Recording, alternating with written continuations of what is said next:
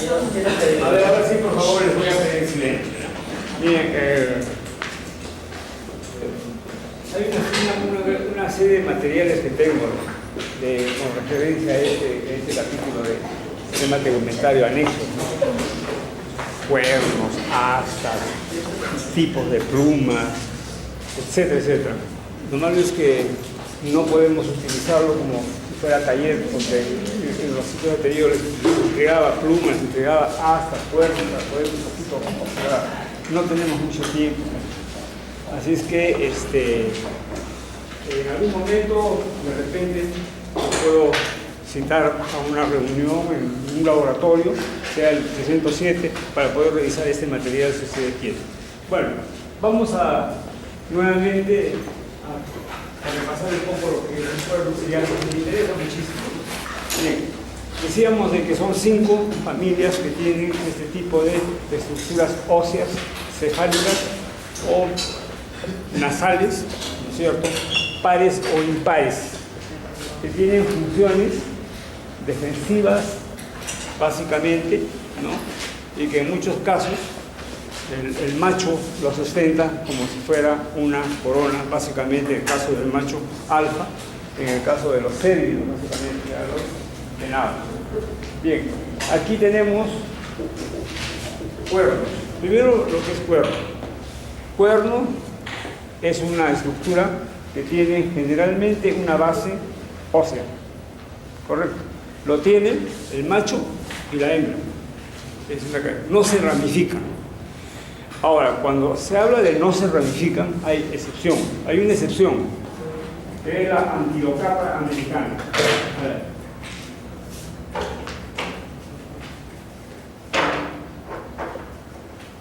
En el caso de la Antilocapra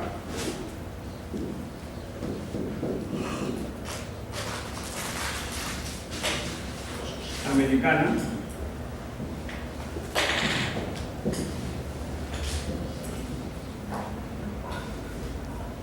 los cuernos que tienen se les llaman cuernos con púas, porque tienen una pequeña ramificación. Eso ya se considera una ramificación. Esta es una excepción, esta es la excepción para el caso de los cuernos. Tenemos, como les decía, la mayoría de cuernos tienen una estructura ósea central, que es la prolongación del hueso frontal. Pero también tenemos un tipo de cuerno, como el del rinoceronte, que no se parece a ningún otro cuerno. ¿Por qué? Porque no tienen estructura ósea central. Todas son papilas que se extienden queratinizadas. Es un compacto queratinizado, ¿cierto? Es muy apreciado por los coleccionistas. Justamente cazan a los rinocerontes, le cortan el cuerno, que a veces es muy largo, muy agudo, y lo utilizan como un trofeo. Es una de las cosas que ha hecho que una gran población de rinocerontes sean cazados y vendidos por los cuernos. Otra cosa que es importante también es el cuerno de la jirafa. La característica del cuerno de la jirafa es que es la piel la que se extiende y cubre el cuerno. Ahí está la parte ósea, la parte de la piel, y esto es lo que viene a ser la extensión de la piel del animal. En el extremo distal hay un mechón de pelos. Eso es característico del cuerno de la jirafa. Este es el cuerno de un buey. Aquí encontramos la parte ósea y la parte que cubre, que es la piel. En el pecho, toda la parte, esta es la parte córnea y esta es la parte ósea. Este es el cuerno del buey. Ahora, en este caso no existe inervación, no existe irrigación sanguínea. Tú le puedes cortar a un buey los cuernos, no le va a doler, simplemente va a desprenderse de una estructura que no tiene inervación y tiene tampoco irrigación sanguínea.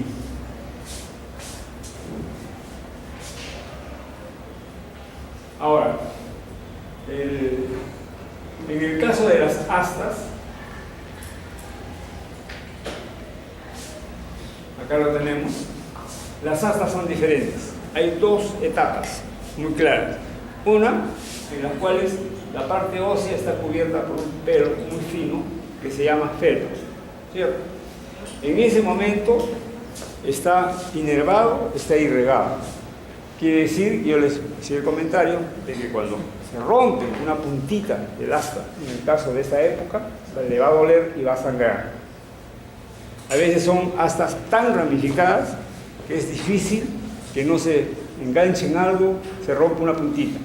Y por otro lado, cuando el venado alfa ya decae por la edad, uno de sus hijos lo reta a duelo, tiene el duelo, y lo que utilizan básicamente son frontazos, o sea, cabeza con cabeza, y muchas veces las astas se traban tanto que ya no se pueden destrabar, y mueren así, trabados, porque hay tanta ramificación.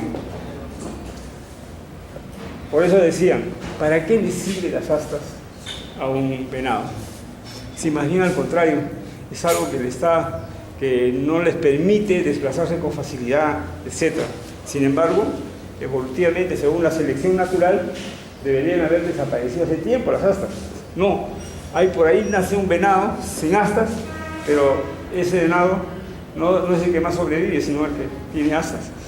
Pareciera que es simplemente una estructura para ostentarla, cuando el venado alfa asume, digamos, la conducción de la manada, ¿no? Bien.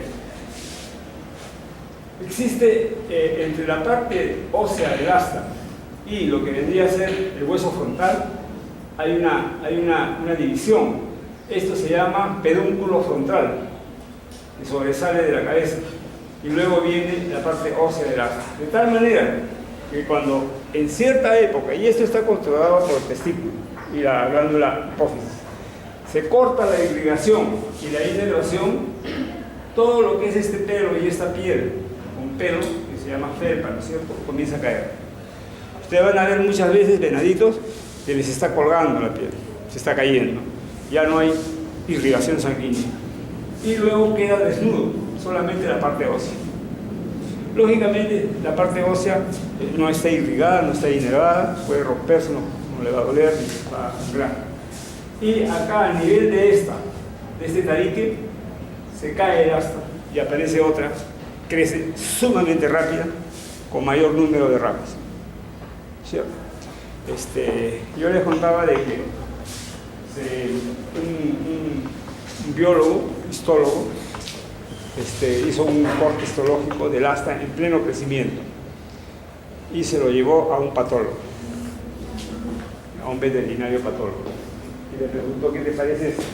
Y el diagnóstico que dio es que era un sarcoma óseo maligno, porque el comportamiento celular de las astas que están en crecimiento es el mismo que una célula cancerosa.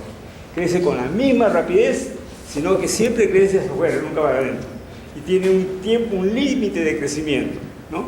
Pero está bien controlado, pero es una rapidez sumamente grande. Esa es la diferencia también con los cuernos. Los cuernos crecen muy lentamente. Las astas crecen muy rápidamente. Entonces las diferencias son en cuanto a que en el caso del cuerno solamente, o sea, la hembra y el macho lo presentan. En el caso de las astas, solamente el macho. Se ramifican las astas, los cuernos no. Los cuernos crecen lentamente, las astas crecen rápidamente. Ahora, igual que en el otro caso hay una excepción también, ¿no? El caribú. El caribú viene a ser el género Rangífero.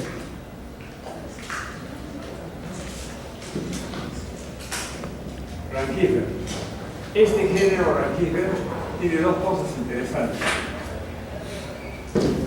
Yo como SP, cuando no reconozco la especie, solamente el género. El género Rangífero es el reno de Papá Noel.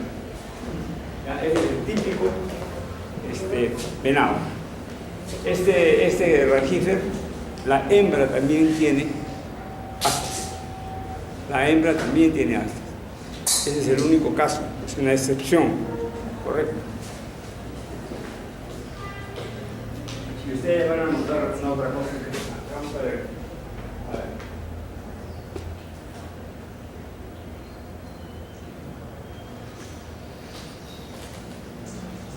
Pedúnculo craneal o pedúnculo frontal. Están esos hermosos cuernos de un antílope. La belleza de astas y cuernos rangíferos. Ahí tenemos rangífer, con sus astas sumamente ramificadas y grandes. Este es un venado alfa.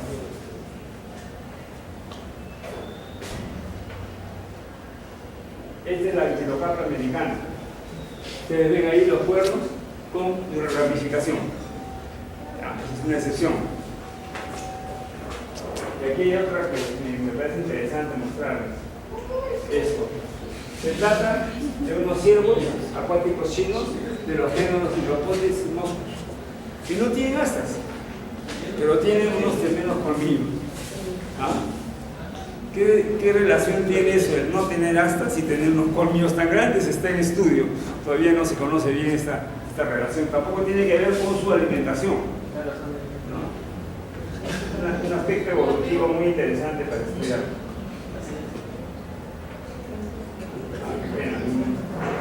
Bueno, por ahí les voy a contar algo respecto al okapi. El okapi es también un giráfido, ¿no?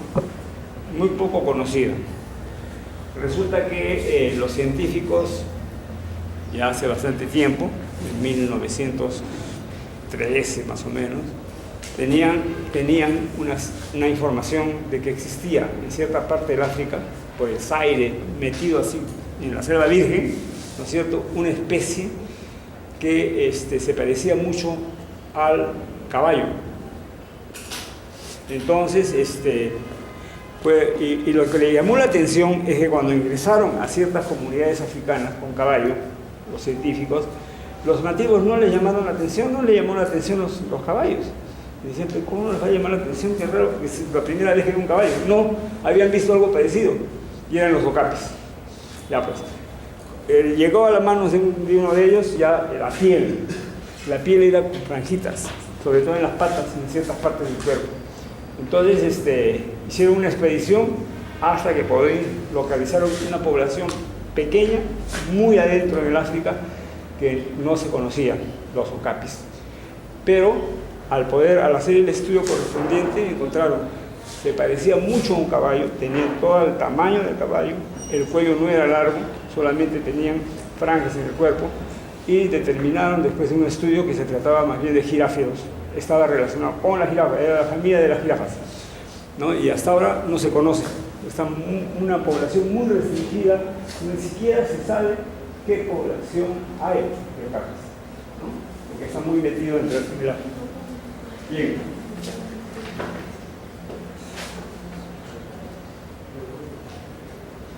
Bueno, existen una serie de anexos córneos que lo tienen diferentes organismos, cuya característica simplemente es que son estructuras queratinizadas, ¿cierto?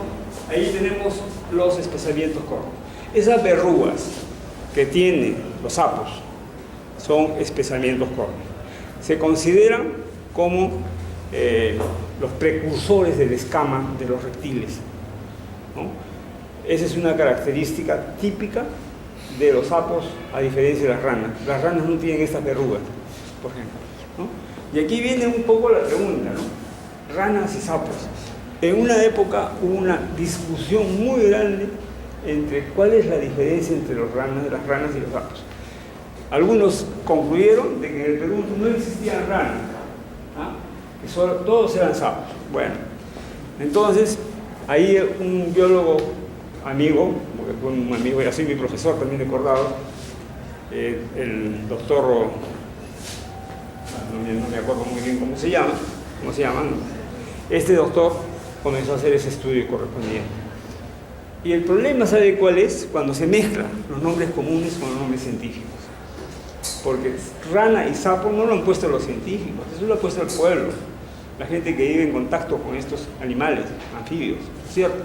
Y yo como científico no puedo estar diciendo qué características tiene sapo y rana. Yo le pregunto a un nativo de la sierra y me dice perfectamente, me explica cuál es la diferencia entre sapo y rana, ¿no es cierto? El sapo vive pues en la humedad, tiene el cuerpo con verrugas, oscuro. En cambio la ranita vive pues cerca del agua, dentro del agua, ¿no es cierto? Es medio verdecita, tiene diferentes colores, bueno, en fin, se explaya una serie de explicaciones. Y tiene toda la razón porque él le puso ese nombre. Pero si hablamos de la familia Ranidae, la familia Bufonidae es otra cosa. Ahí la diferencia ya no es en cuanto a la piel, a las características de la piel, sino las características del esqueleto. Es el esternón lo que difiere uno del otro, la forma del esternón. En el caso de la rana, el esternón se prolonga a la parte anterior, aparte de la región caudal, ¿no? Entonces hay diferencias y ahí sí se radica perfectamente. Yo les decía, eso como les digo, no hay que confundir los nombres comunes con los nombres científicos. Yo recuerdo mucho que una vez estaba en la puerta del decanato, no sé si les comenté, y ahí habían unas plantas con espinas. Entonces una madre de familia se acercó, y ahí había un profesor, y le dijo, qué bonito cactus. Entonces el profesor le dijo, señora, ese no es un cactus, es una euforbiácea. ¿Qué? Euforbiácea. No, señora, todo lo que tiene espinas no son cactus. Oye, le digo, por favor, para ella ese es un cactus y es un cactus. Estás hablando de la familia cactácea, la familia euforbiácea, es otra cosa ya. Pero para ella lo que tiene espinas es un cactus. Y siempre lo va a llamar y así, porque cactus le puso, ese nombre no lo pusiste tú ni yo, eso lo puso justamente la gente común, corriente. No confundamos las cosas, ¿cierto? Luego tenemos las escamas córneas, porque vean, estas escamas córneas están presentes en una serie de reptiles escamados. Hay diferentes tipos, así como hemos visto tipos de escamas de peces, hay también escamas diferentes de reptiles. Y es más, inclusive las escamas cicloideas mucronatas en reptiles determinan que el animal que lo tiene es peligroso, es en un 80% venenoso. ¿Ah? Ese tipo de escamas, por ejemplo. No vamos a entrar en las clases de escamas. Muy bien. Ahora bien, estas escamas córneas reptilianas también lo presentan algunos roedores en la cola. La cola de rata. Entonces, justamente yo les hacía el comentario, ¿no? Alguna vez he puesto en el examen una escama de cola de rata. Y la pregunta es, ¿esta escama a qué grupo de vertebrados pertenece? Entonces, bien, me han reclamado, profesor, ¿cómo me voy a poner una cosa así? Pero le digo, ¿tú sabes qué cosas has visto ahí en la escama? ¿No has visto tú unos pelos que atraviesan la escama? ¿Y quiénes tienen pelos? ¿Las aves tienen pelos? No tienen. ¿Los anfibios tienen pelos? No tienen. Conclusión, se trata de escamas de ave, perdón, de mamíferos, porque los mamíferos no tienen pelos, son de mamíferos. O sea, no podía haber una pregunta más fácil que esa, ¿no es cierto? Pero hay que deducir las cosas. En la cola, las ratas, típicamente hay escamas. Las patas de las aves, casi todas las aves presentan escamas. En algunos casos, hay algunos aves que presentan un estuche completo, que cubre toda la pata. Sin embargo, hay otras que sí son escamitas, son escamas reptilianas. Esto evidencia una vez más como la relación que existe entre reptiles y aves, ¿no? Las plumas se consideran escamas modificadas. Luego tenemos los escudos córneos. Los escudos córneos son típicos de los quelonios, de tortugas. Esos escudos que a veces se superponen una encima de otra. Y por medio de la cantidad de escudos que podemos ver, podemos averiguar o calcular la edad que tiene ese quelonio. No en todos los casos sucede eso. Luego tenemos las placas córneas. Son todos los aquí falta una R, cocrodilianos. Cocrodilianos, así. ¿Cuáles son? Cocodrilos, yacaré, el caimán. Todos ellos lo que tienen son placas córneas. Y los otros casos son espolones, rampoteca. Miren ustedes. Y eso lo pueden hacer ustedes. Tienen la cabeza de un pollo, pasan el cuchillo alrededor, le sacan un estuchito que cubre el pico óseo, maxilar, premaxilar, ¿no? Lo cubre. Eso es un estuche córneo que se llama rampoteca. Exactamente igual tiene la tortuga. También le pueden sacar el estuche óseo que cubre el pico. Son rampotecas. Por otro lado tenemos los espolones de las aves. Las aves, los gallos de pelea, por supuesto, son para la defensa y ataque. Unos tremendos espolones, óseos cubiertos por estructura córnea básicamente, y algunos solamente córnea compacta, muy dura y aguda.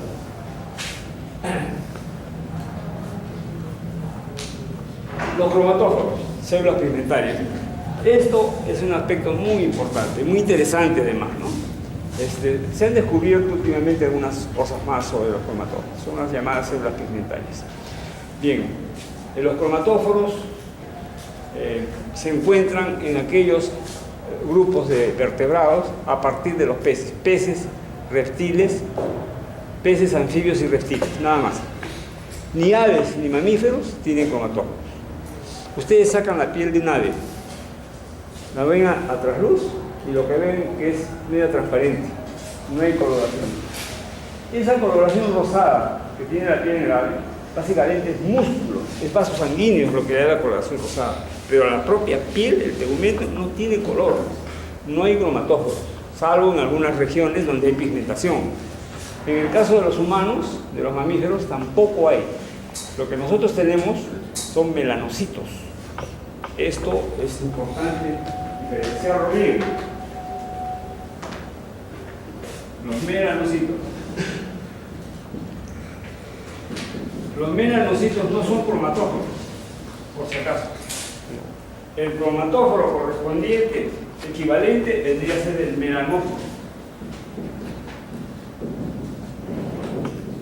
Este sí es un cromatóforo. ¿Ya? Melanocito, melanóforo. Ambos tienen el mismo pigmento, melanina.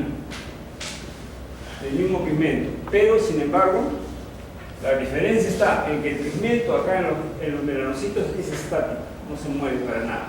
Puede aumentar la melanina, incrementarse cuando los rayos ultravioletas son más intensos. Eso es lo que se llama bronceado, ¿no? Pero no confundir el bronceado con el quemado. Uno va a la playa, ¿no es cierto? Está pues, el primer día va y se expone al sol una hora y se da una quemadura terrible. Se quema, se vuelve oscuro porque está quemado.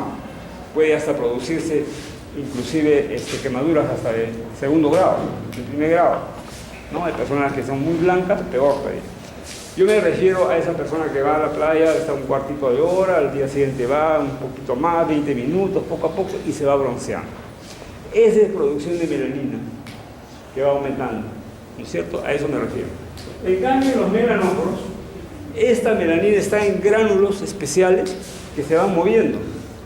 Y el cambio de color, se intensifica el color o se atenúa de forma muy rápida, muy rápida, ¿cierto? Una lagartija en el desierto está en mediodía, el sol intenso, no hay dónde guarecerse. Primero la lagartija queda inmóvil, con la pata inclusive a veces levantada, ahí está, no se mueve para nada. Su piel totalmente el color atenuado, refleja la luz, el calor se refleja, se pierde.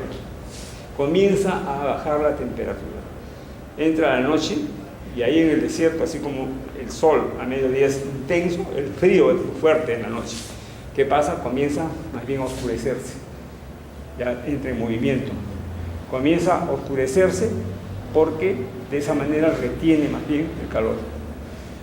Esta función termorreguladora muy importante en el caso de los cromatóforos, ¿no? Aparte, por supuesto, el mimetismo y otras cosas. Muy bien. Aquí tenemos, como ya hemos visto en el caso de anfibios, estos son los melanocitos, un tipo de cromatóforo especial. Miren ustedes, no hay forma regular en las células, son ramificadas, la cantidad de melanina es intensa, muchísima cantidad. Hay dos tipos de melanina, ¿no es cierto? La eumelanina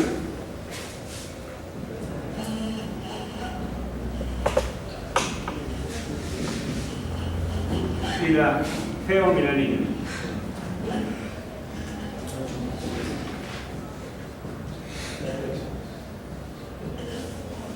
La eumelanina y la feomelanina. La eumelanina da los colores oscuros, marrón oscuro, pardo, negro. La eumelanina, los colores rojizos, medios amarillentos. Esto básicamente está en el pelo y en la piel en general. Y la geomelanina, por ejemplo, da el color pelirrojo en el pelo, y también está, por ejemplo, en los pezones, ese color característico, los labios, es la geomelanina.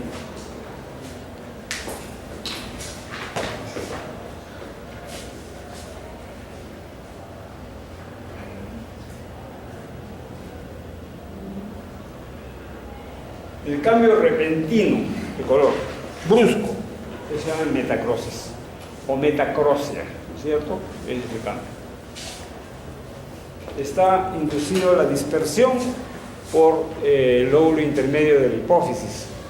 Lo que se hace muy común es una experiencia, ¿no? Se toma, se extrae la hipófisis de un sapito. No es nada fácil localizar la hipófisis de un sapito. Hay que saber un poco de anatomía, esqueleto, el par senoides o tres senoides, un hueso de un par en el sapo, y a esa altura más o menos está la hipófisis. Extraen la hipófisis, la trituran en un mortero, pero fisiológico, y luego inyectan a otro sapito este extracto. Y va a comenzar a cambiar su color justamente por acción de la hormona correspondiente que se encuentra en el lóbulo intermedio de la hipófisis. En el caso de los mamíferos, ese lóbulo intermedio está poco desarrollado, muy poco desarrollado, porque nosotros no cambiamos de color bruscamente, pero en cambio, en los peces, en los anfibios, en los reptiles está muy desarrollado. Miren ustedes esta clasificación. Tenemos por un lado los melanócitos. Contienen melanina. ¿Qué cosa es? Pues la melanina es un polímero de las indolquinonas. Se produce durante el ciclo oxidativo de la tirosina. Da el color pardo negro. Y aquí viene algo que es importante. Insoluble en alcohol, éter y cloroformo. Entonces, yo tomo una ranita, una dendrobatide, la familia dendrobatide, que tiene colores extraordinariamente bellos, ¿cierto? Rojos, violetas, morado, amarillo, es decir, una gran variedad. Esas ranitas chiquitas de todos los colores son las más peligrosas. Su veneno pasa a través de la piel. No tiene dientes, no te muerde, sino basta que lo toques, pasa a través de la piel, ¿cierto? Y ahí vienen los estragos, parálisis, bueno, una serie de la muerte. Muy bien. Yo tomo un pedacito de la piel y hago un corte histológico. Lo someto a toda la técnica histológica y resulta que los colores desaparecieron en mi muestra. Lo único que veo son... Ya. Bueno, lo único que veo son colores oscuros, negros. ¿Qué cosa? Melanoma. Nada más. No veo ningún otro color. ¿Qué pasó con esos otros colores? ¿Por qué solamente la melanina se puede ver? A ver. A ver, ¿te escuchan a la parte posterior de allá afuera? Nadie te escucha. Vamos a suponer que tú estás dictando la clase. A ver, ¿quieres escuchar? La melanina es la única que no se disuelve ni con el alcohol. Claro, muy bien, ¿no es cierto? Ahí te lo está diciendo. La técnica histológica incluye, ¿no es cierto?, utilizar alcohol. Desaparece. ¿Por qué además? Porque todos los otros colorantes son lipóforos. ¿Qué significa? Se llaman lipocromos. Esos tienen una naturaleza lipídica, es grasa. Utilizas alcohol, silol, peor todavía, desaparece la grasa, desaparece el color. ¿Ya? Entonces solamente vemos eso. Ahora, vamos a ver. Los lipóforos, ya vean ustedes, son de naturaleza lipídica, por eso se llaman lipocromos, los pigmentos que se encuentran ahí. Los eritróforos dan el color rojo. ¿Qué cosa contiene? Caroteno. El caroteno es un pigmento que está en los vegetales, ¿no es cierto? Los que crían canarios para los concursos le dan vegetales con caroteno y entonces su plumaje se vuelve más rojizo, tiene un color más intenso. Ya pues, porque las plumas No tienen cromatóforos, pero sí tienen pigmentos sueltos. Ese es un tipo de pigmentación de pluma, porque también puede ser que sea un color que tiene que ver con la luz. No es un color estructural, sino básicamente se produce por la incidencia de la luz. Es decir, tú agarras una pluma, lo ves de muchos colores, la mojas